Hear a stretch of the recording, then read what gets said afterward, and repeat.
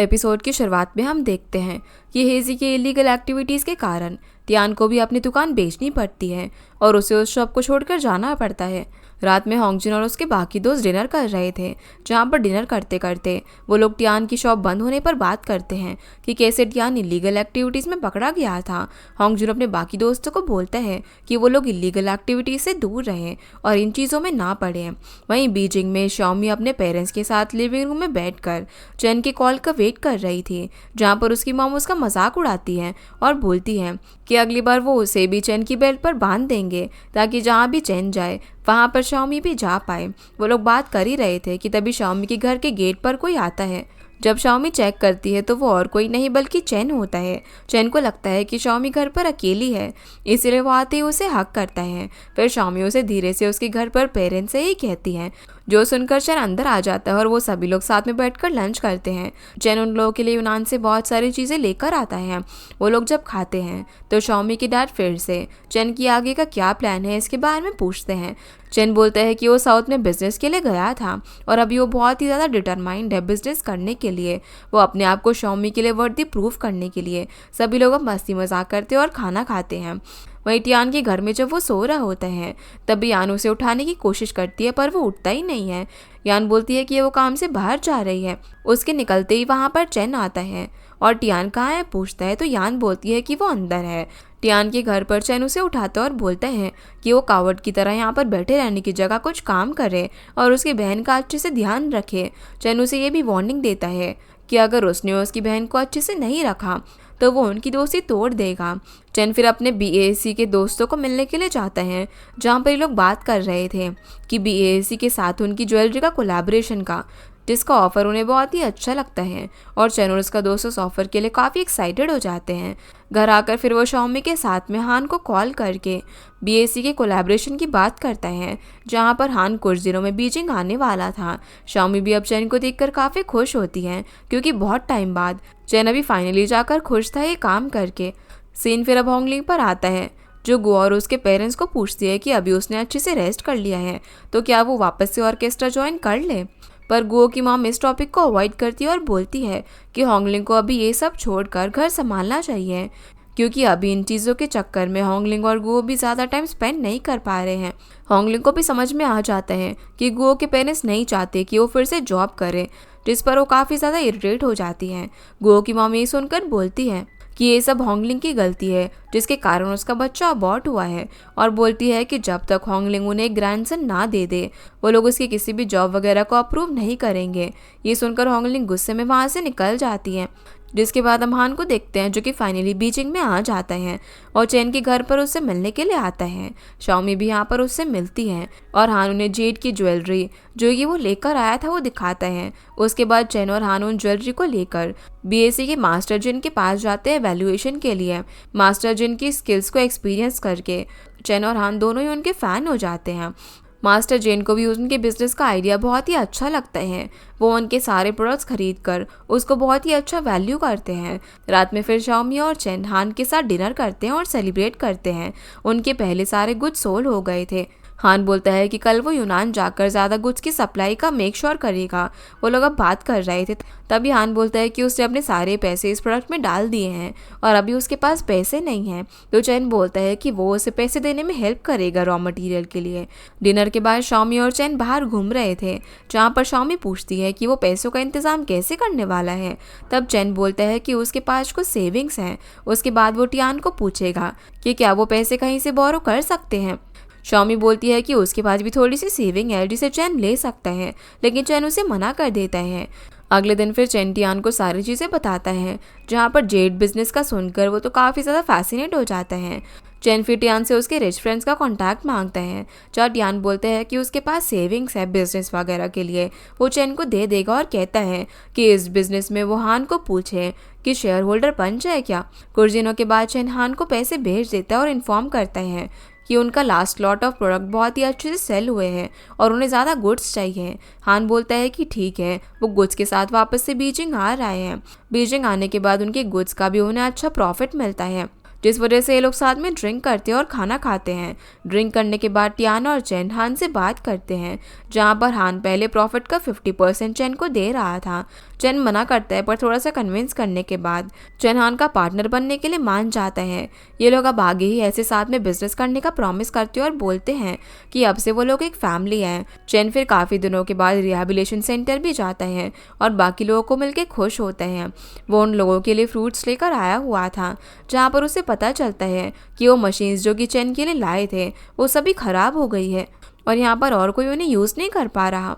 चैन को यहाँ पर एक छोटे बच्चे के बारे में पता चलता है जिसका पैर टूट गया था पेड़ पर चढ़ने के कारण, और यहाँ पर थेरेपी के इक्विपमेंट्स कम है, जिसकी वजह से उसके पेरेंट्स अब उसे घर पर लेकर जा रहे थे। शाओमी भी वहाँ पर आती है। उसके बाद उस बच्चे को बात करके मोटिवेट करती है कि सेंटर छोड़ने के बाद भी शाओमी ने जो उसे एक्सरसाइजेस बताई है वो उसे फॉलो करेगा और प्रैक्टिस करेगा तो फिर से चल पाएगा। टाइम टू टाइम शाओमी भी उसके घर पर जाकर विजिट करेगी एक्यूपंक्चर थेरेपी के लिए। जिसके बाद हम शाओमी के घर का सीन देखते हैं, जहाँ पर चैन और उसके डैड गो नाम का एक गेम खेल रहे थे। शाओमी के डैड चैन को गेम में खेलते खेलते लाइफ एडवाइस और बिजनेस एडवाइस भी देते हैं, जो चैन को सुनकर बहुत ही अच्छा लगता है और बातों ही बातों में ये लोग काफ़ी इंजॉय भी करते हैं। रात में जब चैन और शाओमी घूम रहे थे तो शाओमी को चैन उसके डैड की लेसन्स के बारे में बताता है और बोलता है कि उसने जो अभी पैसे कमाए हैं उससे वो रिहैब सेंटर के लिए कुछ करना चाहते हैं। शाओमी बोलती है कि हाँ उन्हें इक्विपमेंट्स की ज़रूरत है, पर अगर वो लोग शॉपिंग मॉल से लेंगे तो पहले जैसे लीशन टांग अड़ाने की कोशिश करेगा। तो वो सजेस्ट करती है कि चैन इक्विपमेंट्स को लाने के लिए होंगजुन से बात करे। पहले तो चैन इस चीज़ के लिए नहीं मानता, लेकिन शाओमी उसे कन्विंस करती है और फिर वो होंगजुन को मिलने के लिए चला जाता है। एंटी स्मगलिंग स्क्वाड वाले इंसिडेंट के बाद चैन होंगजुन से आज मिल रहा था। होंगजुन यहाँ पर उसे सॉरी बोलता है जो भी स्क्वाड में हुआ उसके लिए। चैन बोलता है कि कोई बात नहीं, लाइफ में ऐसी चीज़ें होती रहती हैं। होंगजुन फिर उससे पूछता है कि चैन क्यों आया है और वो उसकी क्या हेल्प कर सकता है। क्या होंगजुन के कनेक्शन में कोई इम्पोर्टर है जो कि अच्छी क्वालिटी के इक्विपमेंट्स इंपोर्ट करता हो। होंगजुन बोलता है कि ऐसा तो कोई नहीं है, पर फिर भी वो चैन को एक जगह पर लेकर जाएगा जो कि मेडिकल इक्विपमेंट्स बेचते हैं, लेकिन उसकी क्वालिटी की गारंटी नहीं है। चैन फिर खुश होकर चला जाता है। अगले दिन चैन और होंगजुन इक्विपमेंट्स वाले के पास जाते हैं, जहाँ के इक्विपमेंट्स देखकर चैन खुश हो जाते हैं। होंगजुन उसे बताता है कि यहाँ पर उसे इक्विपमेंट मिल जाएंगे, पर उनकी क्वालिटी के लिए उन्हें थोड़ा सा ध्यान रखना होगा। चैन फिर उस मशीन के बारे में पूछता है जहाँ वो आदमी उन्हें उनके वेयरहाउस दिखाने के लिए जाते हैं। तभी वहाँ पर डायरेक्टर आ जाते हैं उस शॉप के और होंगजुन को ग्रीट करते हैं। होंगजुन यहाँ पर चैन को इंट्रोड्यूस कराता है और डायरेक्टर अपने साथ वालों को बोलता है कि होंगजुन के दोस्त को वो सबसे बेस्ट क्वालिटी की चीज़ें दे, वो भी बहुत ही बढ़िया प्राइस में। ये बोलकर वो लोग वहाँ से चले जाते हैं। चैन फिर रिहैब के मेन चीफ को इंस्ट्रूमेंट डोनेट करने की बात करता है और वो चीफ ये सुनकर काफ़ी ज़्यादा खुश हो जाते हैं क्योंकि अब उनके सेंटर पर न्यू इक्विपमेंट्स आ रहे थे। चीफ फिर चैन को बोलते हैं कि वो उसे सारे पैसे वापस दे देंगे इक्विपमेंट के, क्योंकि वो उसके साथ बिजनेस करना चाहते हैं और कहते हैं कि फ्यूचर में भी चैन उन्हें ऐसे ही इंस्ट्रूमेंट लाकर देता रहे। चैन पहले डोनेशन की जगह पैसे एक्सेप्ट करने से मना करता है, लेकिन उनके काफ़ी समझाने पर आखिर में मान जाता है। अब चीफ के रूम से बाहर आने के बाद वो शाओमी को इन चीज़ों का इन्फॉर्म करता है और बोलता है कि वो मेडिकल इंस्ट्रूमेंट बेचने वाला एजेंट बनना चाहता है ताकि वो ऐसे ही बाकी लोगों को मेडिकल सर्विस टाइमली पहुंचाकर हेल्प कर सके और उसके बदले में पैसे भी कमा पाए। शाओमी ये सुनकर खुश होती है और जेड बिजनेस का पूछती है। तब चैन बोलते हैं कि वो तो उसे हान की हेल्प करने और फेवर रिटर्न करने के लिए कर रहा था। फिर वो शाओमी को कन्विंस करने के लिए बोलता है कि जब वो डुआन से मिलने के लिए गया था और अच्छे इक्विपमेंट्स ना होने के कारण डुआन अभी भी अच्छे से रिकवर नहीं हो पाया। शाओमी को भी चैन के ये काम स्टार्ट करने का बहुत ही अच्छा मोटिव लगता है और वो भी काफ़ी खुश हो जाती है। अगले दिन फिर चैन हान के साथ लंच करता है, जहाँ ये लोग बात कर रहे थे कि टियान और यान कितने अच्छे से उनका बीजिंग का बिजनेस संभाल रहे हैं, इसीलिए चैन और हान को सुपरवाइज करने की ज़रूरत ही नहीं है। तब चैन यहाँ पर बातों बातों में बताता है कि वो नया बिजनेस चालू करने का सोच रहा है रिहैब इक्विपमेंट्स का, और पूछता है कि क्या हान इसके अंदर इंटरेस्टेड है। हान बहुत ही पोलाइटली मना कर देता है और बोलता है कि अगर फ्यूचर में उसे कुछ भी हेल्प चाहिए हो तो वो उसे ज़रूर करेगा। फिर चैन को उसके नए बिजनेस के लिए कॉन्ग्रेचुलेट करता है और वेल विशेस भी देता है।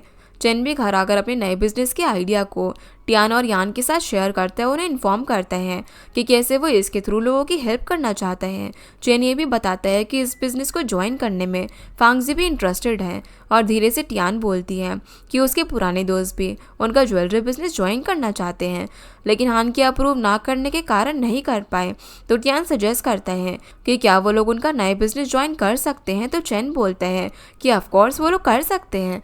अगले दिन फिर चेन की बिजनेस प्लान की फॉर्मल मीटिंग होती है, जहां वो अपनी कंपनी का नाम बताता है चुनचियाओ। फिर वो काम और सारी चीज़ें कैसे एग्जीक्यूट करनी है ये बताता है, और पूरी फॉर्मल मीटिंग के बाद ये सभी लोग अपना बिजनेस रजिस्टर कर देते हैं और रजिस्ट्रेशन ऑफिस में फोटो स्कीट से सेलिब्रेट करते हुए रात में सेलिब्रेशन से जाते जाते चेन को बहुत ज़्यादा प्रेशराइज फील होता है, क्योंकि उसके कहने पर इतने लोगों ने अपने इतने सारे पैसे लगा दिए थे। शॉमी उसे दिलासा देती है और उसे मोटिवेट करती है कि सब कुछ अच्छा ही होगा। चेन फिर अपना बिजनेस शुरू कर देता है और बिजनेस के लिए अलग अलग हॉस्पिटल जाता है, जहाँ से उसे उतना अच्छा रिस्पांस नहीं मिलता।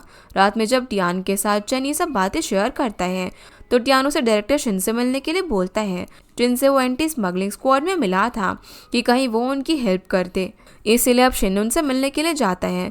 वो उन्हें एक्सप्लेन करता है, जहाँ डायरेक्टर शिन स्टार्टिंग में तो बिल्कुल ही अनइंटरेस्टेड होते हैं और बोलते हैं कि चेन के प्रोडक्ट्स बहुत ही महंगे हैं और उन्हें कुछ कॉस्ट इफेक्टिव चाहिए। तो चेन काफ़ी ट्राई करते हैं उन्हें कन्विंस करने का।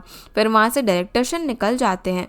चेन तो इस सब की वजह से घर जाकर बहुत ज़्यादा फ्रस्ट्रेट हो जाता है और सब कुछ शाओमी को बताता है। शाओमी चेन को बोलती है कि उसकी मॉम के हॉस्पिटल को नए इक्विपमेंट्स की नीड है।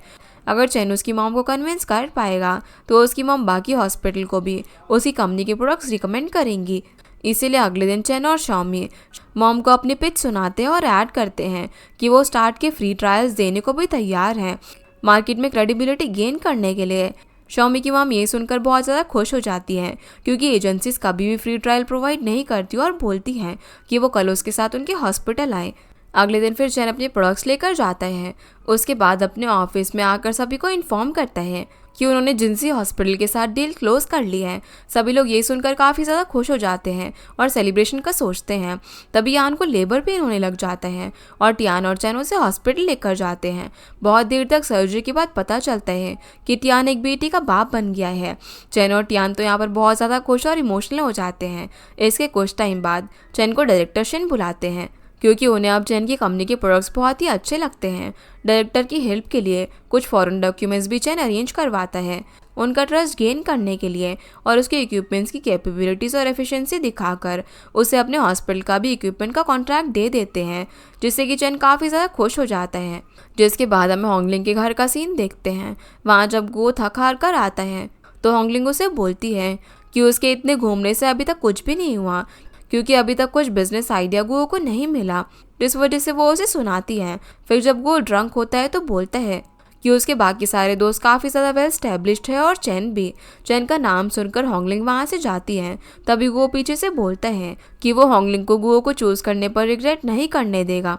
अगले सीन में फिर हम होंगजुन और गो को साथ में बिजनेस का प्लान करते हुए देखते हैं, जहाँ पर वो उसे बोल रहा होता है कि साथ में काम करके वो लोग बहुत ज़्यादा सक्सेसफुल हो जाएंगे, और गो को भी प्लान ऑफ एक्शन उसका बहुत ज़्यादा अच्छा लगता है। सीन फिर चैन और शाओमी पर आता है, जो कि अपने सप्लायर के पास जाते हैं। वहाँ पर वो डिस्कशन करते हैं कि अब से उन्हें कुछ एक्स्ट्रा में इमरजेंसी सप्लाईज चाहिए होंगे और उनकी क्वालिटी बहुत ही अच्छी होनी चाहिए। तभी एक आदमी का गैंग वहाँ पर चैन को ढूंढता हुआ आता है और उसे फ्री ट्रायल देने से मना करता है। चैन उसकी बात नहीं मानता तो उन दोनों के बीच में हाथापाई होने लगती है। तभी डायरेक्टर मो, जो कि होंगजुन के दोस्त है, वो वहाँ पर आकर उस आदमी को भगा देते हैं, ये कहकर कि पुलिस आ रही है।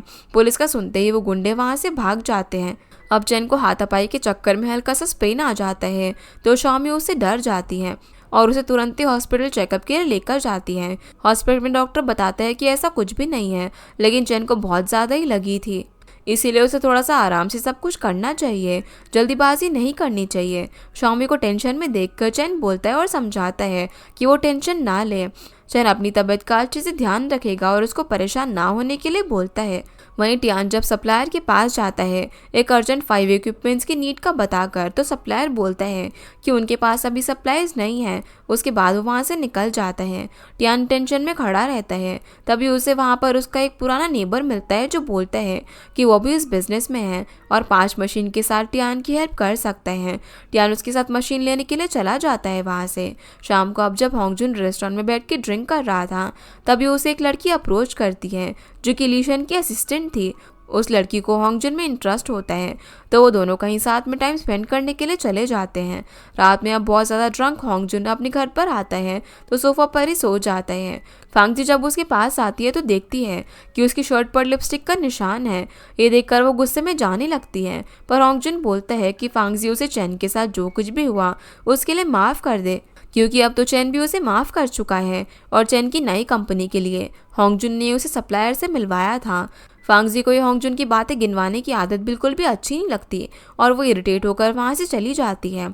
अगले दिन चैन और शाओमी अपने घर पर बैठे हुए थे कि तभी इमरजेंसी में टियान वहाँ पर आता है और बोलता है कि जो नए सप्लाईज टियान ने अपने दोस्त से लिए थे वो डिफेक्टिव थे और उसे कुछ पेशेंट्स की जलकर मौत हो गई। चैन ये सुनकर गुस्से में आ जाता है और टियान का कॉलर पकड़कर बोलता है कि ये टियान ने क्या कर दिया।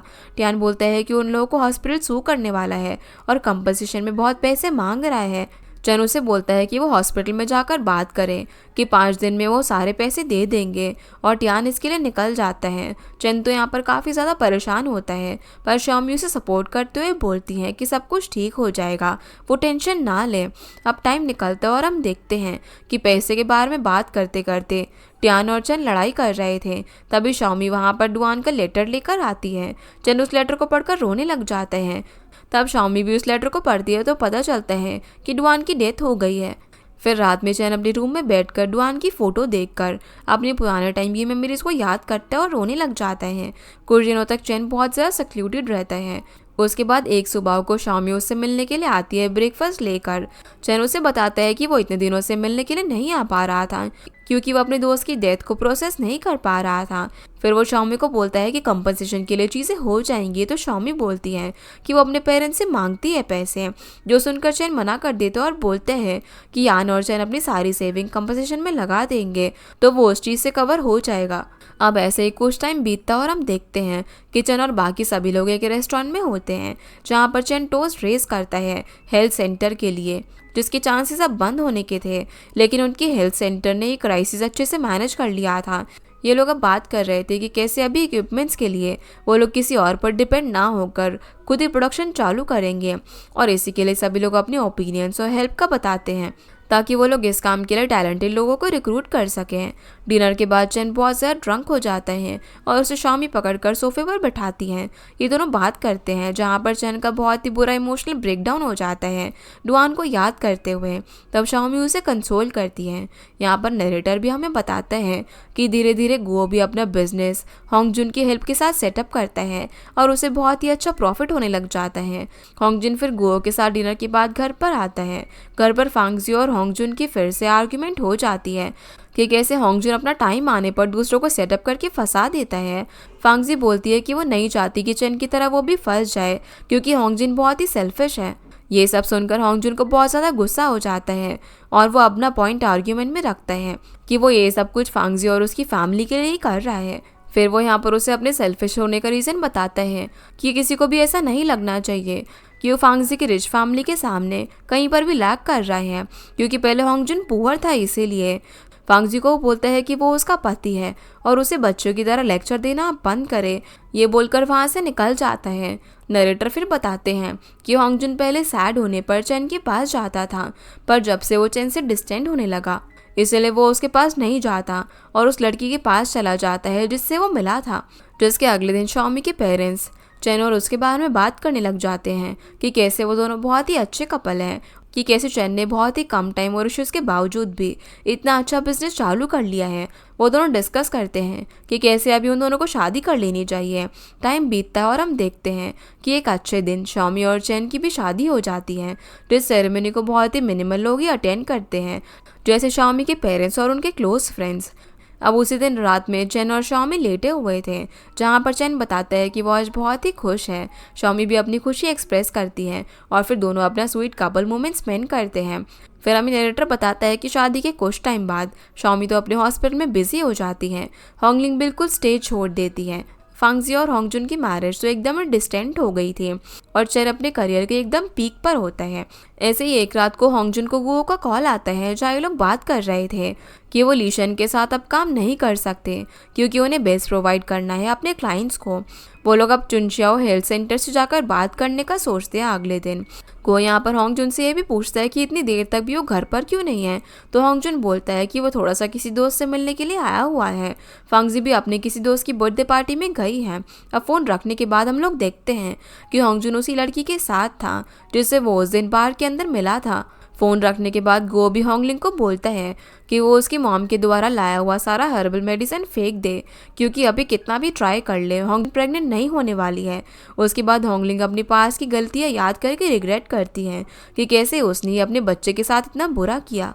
अगले दिन अब शाओमी और चैन अपने यूजुअल प्लेस में बैठकर बात करते हैं, जहाँ पर चैन बताता है कि कैसे गो और होंगजुन के साथ में उसकी मीटिंग है और वो लोग शायद ये मीटिंग इसीलिए कर रहे हैं क्योंकि वो जानते नहीं हैं क्योंकि ये चैन की कंपनी है। चैन फिर बताता है कि वो नहीं चाहता कि उन लोगों के इतने टाइम बाद मिलने की वजह से कोई ऑकवर्डनेस हो, क्योंकि होंगजुन ने तो चैन को अवॉइड करने के लिए उससे मिलना ही छोड़ दिया था और गो ने तो अपने रिटायर होने का भी उसे नहीं बताया।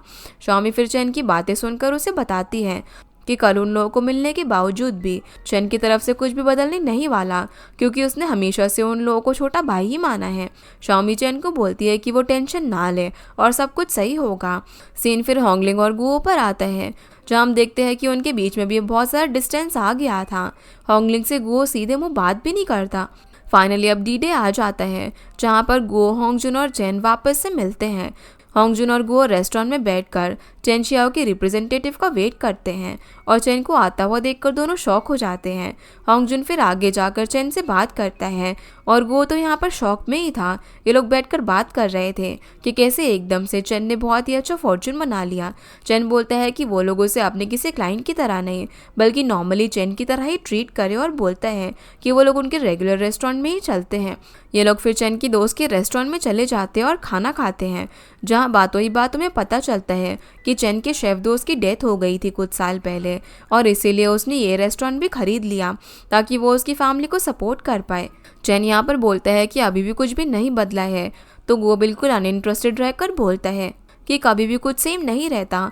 पर चेन यहाँ पर गो की बातों को इग्नोर करते हुए होंगजुन के लिए टोस्ट करता है, ये बोलकर कि होंगजुन ने इस फील्ड में उतरने के लिए उसे हेल्प किया था, इसीलिए वो उसे पर्सनली थैंक यू कहना चाहता था। होंगजुन बोलता है कि उसे थैंक यू बोलने की ज़रूरत नहीं है क्योंकि वो लोग ब्रदर्स हैं। उसके बाद वो लोग बोलते हैं कि वो लोग आज काम की बात छोड़कर बढ़िया से खाना खाते हैं। कुछ टाइम बाद जब ये सभी लोग ड्रंक हो जाते हैं तो ये लोग बात करते हैं कि कैसे टियान से चेन की लड़ाई हुई थी और अब वो दोनों रिलेटिव्स हैं। चेन भी बोलता है कि कैसे उसने भी नहीं सोचा था कि पहले वो लोग जब घूमते थे तो शाओमी और उसके बीच में कुछ होगा, पर शाओमी आज उसकी वाइफ है और हमेशा उसे सपोर्ट करती है। चेन फिर होंगजुन को फांगजी के बारे में पूछता है और उनके बच्चों के बारे में पूछता है, तो होंगजुन बोलता है कि वो लोग इस पर बात नहीं करते क्योंकि फांगजी पहले की तरह बहुत ही डोमिनेटिंग है और गुस्सा होगी। चेन गो से भी पूछता है कि उसके बच्चे के बारे में क्या प्लान है। तब गो बोलता है कि उनको एक बच्चा होने वाला था लेकिन होंगलिंग का मिसकैरेज हो गया, उसके बाद अभी तक कुछ भी नहीं हुआ। जो सुनकर अब होंगजुन मूड लाइट करने के लिए चेयर्स करके ड्रिंक करने लग जाते हैं। कुछ टाइम बाद ये लोग निकलते हैं, जहाँ पर होंगजुन को वो उसके ड्राइवर के साथ उसके घर जाने के लिए छोड़ देते हैं और गो और चेन बात कर रहे थे कि कैसे उनके बीच में सब कुछ बदल गया है। जहाँ कभी वो लोग बेस्ट फ्रेंड हुआ करते थे, आज वो एक दूसरे से मिलते भी नहीं हैं। गो बोलता है कि उसने सोचा था कि वो चेन से मिलेगा लेकिन वो हिम्मत ही नहीं कर पाया। फिर वो लोग बिजनेस पर्पस से चेन शियाओ कंपनी में मिलने का तय करते हैं और बोलते हैं कि अपनी फ्रेंडशिप को अपने बिजनेस में आने नहीं देंगे। वहीं होंगलिंग घर पर अकेली होती है, जहाँ पर उसकी मेड ने उसका वॉयलिन निकाल के साफ कर दिया था। होंगलिंग उसे देखकर वॉयलिन वहीं पर रखकर जाने के लिए बोलती है। वॉयलिन को देखकर अब उसे पुराने ग्लिम्प्सेस याद आ जाते हैं, जहाँ पर गो की मॉम मिसकैरेज के लिए होंगलिंग को ही ब्लेम कर रही थी। इस वजह से वो रोने लगती है। गो फिर जब घर पर आता है तो सुनता है कि होंगलिंग वॉयलिन प्ले कर रही थी। वो वहाँ पर जाकर उसकी सरकास्टिकली तारीफ करता है और उसे बताता है कि वो आज चेन से मिला। साथ ही वो ये भी बताते हैं कि कैसे वो तो बहुत ज़्यादा सक्सेसफुल हो गया है। शॉमी और उसकी एक 10 साल की बेटी भी है जिसका नाम उन लोगों ने बेबे रखा है। ये सुनकर होंगलिंग उसे बोलती है कि गुओ उसे इस बात का ताना मारना बंद करे। गुओ से पूछता है कि क्या होंगलिंग रिग्रेट कर रही है उनके बच्चे का मिसकैरेज करने के लिए या फिर गुओ से शादी करने का। होंगलिंग इस बात पर कुछ भी नहीं बोलती और गुओ वहाँ से स्टडी रूम में सोने के लिए चला जाता है। वहीं चैन का शॉमी उनके घर के बाहर वेट कर रही थी जहाँ पर वो दोनों वॉक करते हैं। चैन यहाँ पर शॉमी को उनकी मीटिंग की सारी अपडेट्स देता है कि कैसे वो दोनों अगले वीक वेयर हाउस में आने वाले हैं और टाइम के साथ वो लोग काफ़ी बदल भी गए हैं।